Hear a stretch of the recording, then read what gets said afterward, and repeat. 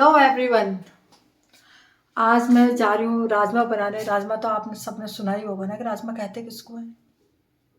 वही इतनी बड़ी बड़ी जो फली टाइप का जो होता है उसको राजमा कहते हैं। मगर कुछ इलाके ऐसे हैं जिनको नहीं पता है कि राजमा होता क्या है।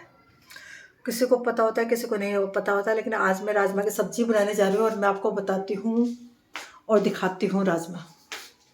ठीक है, राजमा खाते तो सब हैं। देखिए, इसको राजमा कहते हैं। इसको मैंने बॉईल कर लिया है, भिगो करके इसको बॉईल कर लिया है। राजमा खाते तो सब है, आप भी खाते हो, मैं भी खाती हूँ। क्या आपको पता है कि ये क्या है? तो किसी को पता है, किसी को नहीं पता। आज मैं इसी चीज़ के बारे में आप सबके साथ इस ब्लॉग्स में बात करूँगी कि राजमा क्या है। ठीक है, और राजमा हमारे को क्या फ़ायदा देता है और क्या नुकसान है राजमा के बारे में। सब्जी से इसकी सब्जी बनती है। कितने जने इसको बॉईल करके चाट बना करके भी खाते हैं, लेकिन मैं खाली इसकी सब्जी बना रही हूँ क्योंकि ये राजमा है। राजमा का मतलब राजमा। आप कहोगे मैं बार बार इस लाइन को मैं क्यों रिपीट कर रही हूँ। तो आज मैं आपको यही बताऊंगी कि ये राजमा है भाई, राजमा। राजमा पता है क्या होता है? राजमा एक ऐसी चीज़ है जो स्वाद तो भरपूर है, इसमें कैल्शियम भी बहुत भरपूर है और मैग्नीज है और फैलिट है। ठीक है, इसके बहुत सारे फ़ायदे हैं। राजमा खाने के बहुत सारे फ़ायदे भी हैं और फ़ायदे के साथ साथ बहुत सारे नुकसान भी हैं। आज मैं सबसे पहले आपको इस ब्लॉग्स के अंदर फ़ायदे बताती हूँ। ठीक है, अब मेरी एक बात सुनिए बड़ी ध्यान से। राजमा के अंदर मैग्नीज और फैलेट होता है जो हमारी हड्डियों को स्वस्थ बनाता है। राजमा के अंदर मैग्नीज और कैल्शियम होता है जो हमारी हड्डियों को स्वस्थ बनाता है। दूसरा, राजमा के अंदर फैलेट होता है। राजमा के अंदर फैलेट होता है जो हमारे जो जोड़ होते हैं ना, हड्डियों के जोड़, उसके लिए बहुत ही लाभदायक है राजमा, बहुत ही ज़्यादा। और कैंसर जैसी बीमारी से भी हमारे को राजमा बचाता है। और हमारी पाचन क्रिया, इसके अंदर पोषक तत्व होते हैं जो हमारी पाचन क्रिया को बहुत फ़ायदा पहुँचाते हैं, बहुत ही ज़्यादा। ये तो मैंने आपको बताया फ़ायदे।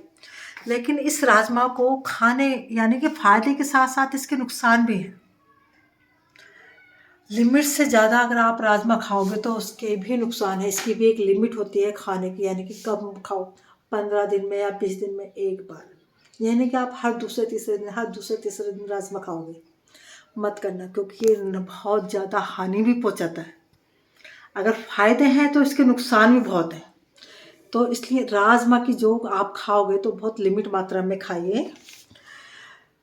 इसके अब मैं आपको फ़ायदे तो मैंने आपको बता दिए, अब मैं इसके नुकसान भी बताने जा रही हूँ आपको। ज़्यादा राजमा खाने से पेट में दर्द, गैस, दस्त और आंतों में दर्द होता है। लिमिट से ज़्यादा राजमा खाने पर पेट में दर्द, गैस, कब्ज़ और आंतों में बहुत दर्द होता है इस राजमा खाने से, इसलिए कम खाइए। दूसरा नुकसान आपको मैं बताने जा रही हूँ, पाचन क्रिया जो होती है उसको भी हानि पहुँचाता है। ये लिमिट से ज़्यादा खाने पे ये हमारी पाचन क्रिया को भी नुकसान पहुँचाता है। तीसरा, इसकी तासीर गर्म होती है। इसकी तासीर गर्म होती है, राजमा की तासीर। इसको गर्म अवस्था में राजमा का सेवन नहीं करना चाहिए। इसकी तासीर गर्म होती है, इसको गर्म अवस्था में राजमा का सेवन नहीं करना चाहिए, क्योंकि ये बहुत ज़्यादा नुकसान देता है, हद से ज़्यादा।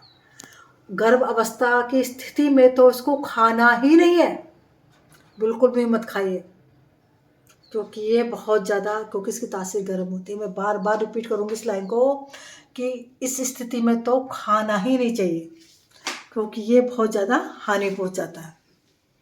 दूसरा, जिसको पेट की प्रॉब्लम है जैसे कब्ज, एसिडिटी, गैस, ऐसी स्थिति में भी मत खाइए, क्योंकि उस समस्या को ये और ज़्यादा बढ़ावा देता है। तो भाई मेरे कहने का मतलब ये है कि राजमा जितना हमारी सेहत को फ़ायदा भी देता है उतना नुकसान भी देता है। राजमा खाओ लेकिन एक लिमिट होती है। 15 दिन में बनाओ, 20 दिन में बनाओ, तो आपको खाने में भी अच्छा लगेगा, आपके सेहत को भी फ़ायदा देगा। रोज़ रोज़ हर दूसरे तीसरे दिन अगर आप राजमा बनाओगे तो ये आपको लिमिट से ज़्यादा नुकसान भी पहुंचाएगा। तो मेरे कहने का मतलब ये, आप लोग खाइए लेकिन लिमिट मात्रा में खाइए। अब प्लीज़ गर्भ अवस्था के दौरान राजमा का सेवन बिल्कुल भी मत कीजिए, क्योंकि ये बहुत ज़्यादा हानि भी पहुंचाता है। तो आप सबसे रिक्वेस्ट है बहुत ज़्यादा कि राजमा का सेवन सोच समझ के करें, क्योंकि पेट से रिलेटेड अगर किसी को कोई भी प्रॉब्लम है, कब्ज़, एसिडिटी या कोई भी इस तरीके की अगर प्रॉब्लम है, तो वो राजमा का सेवन बिल्कुल भी ना करें, क्योंकि ये हानि भी देता है। ये ब्लॉग्स बनाने का मतलब मेरा यही था, क्योंकि आज मैं राजमा की सब्जी बनाने जा रही हूँ और मैंने सोचा मैं आपके साथ इसके का जिक्र करूँ। तो ये ब्लॉग्स मैंने आपको इसीलिए बना करके दिखाया है। और आप मुझे आप कमेंट बॉक्स में बताइएगा कि आप राजमा खाते हैं।